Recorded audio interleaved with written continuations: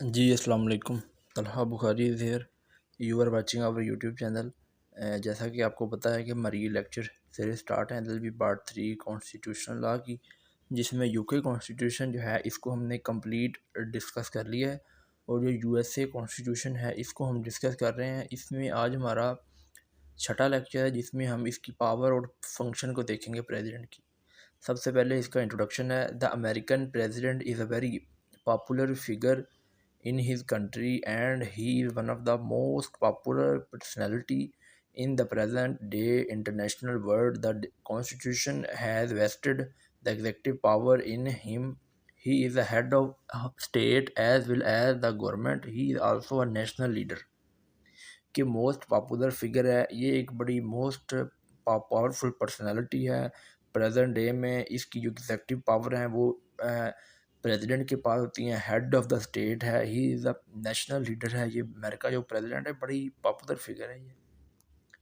Power and function of the USA president, उसमें सबसे पहले है कि एग्जेक्टिव पावर कौन सी है, पावर एंड फंक्शन कौन सा है। Enforcement of laws, the president has duty to see that all laws are faithfully executed. It is also duty of the president to enforce the provision of the constitution। जो constitution की provision होती है इसको, और जो parliament law बनाती है उसको इम्प्लीमेंट करना, इन्फोर्स करना एग्जेक्टिव का काम होता है। और power of appointment, the president is the chief executive of the national appointment subject to the approval of senator.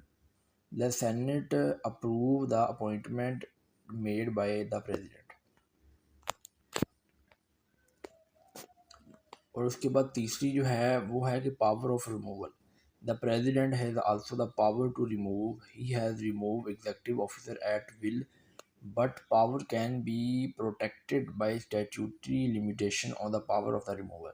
इसके बाद पावर होती है कि किसी भी अपने ऑफिसर को रिमूव कर सकता है। उसके बाद role in defence, the president is the commander in chief of arm forces. जितनी भी आर्म फोर्सेस होती हैं उसका ये कमांडर इन चीफ होता है। He direct the arm forces on land and sea and can stand the American force to any part of the world. अपनी फौज को किसी भी वर्ल्ड के किसी भी हिस्से में अपनी फौज को भेज सकता है। ये पावर होती है अमेरिकन प्रेसिडेंट के पास। उसके बाद लेजिस्लेशन, जो लेजिस्लेटिव पावर और फंक्शन होते हैं उसमें है कि presidential message, the president can send message from time to time to the Congress on important matters though the Congress can ignore them, but in practice it does not happen. ये Congress को वक्तन फ़वक्तन आगाह message देता है कि इस तरह legislation करें, लेकिन कांग्रेस इसको इग्नोर भी कर सकती है, लेकिन वर्किंग में ऐसा नहीं है। उसके बाद है कि presidential veto, the ability of the president to return the bill to the legislation without signing it is stating the objection to it and effect rejecting it.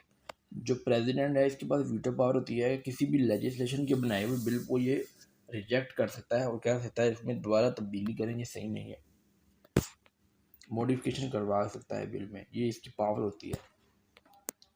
उसके बाद फिनेंशियल जो पावर एंड फंक्शन होते हैं, the federal budget is prepare by the bureau of budget under the supervision of the president, and the director of the bureau remains in constant touch with the president during his time. Finally, it is submitted in Congress for approval, and in emergency, president is authorized to spend as much money as required in its own discretion।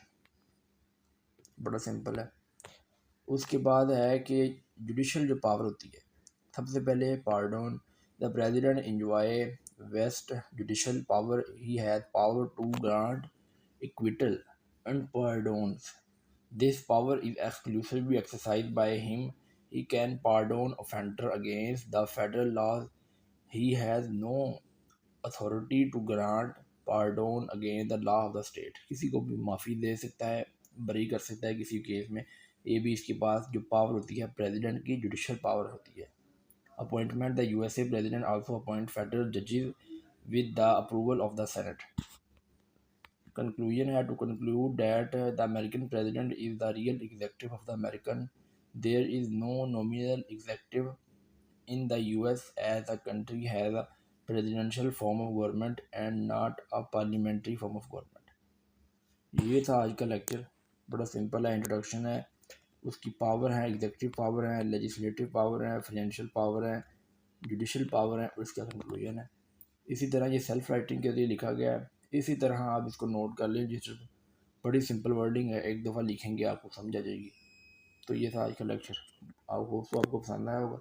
Next lecture में मुलाकात होगी। Thank you.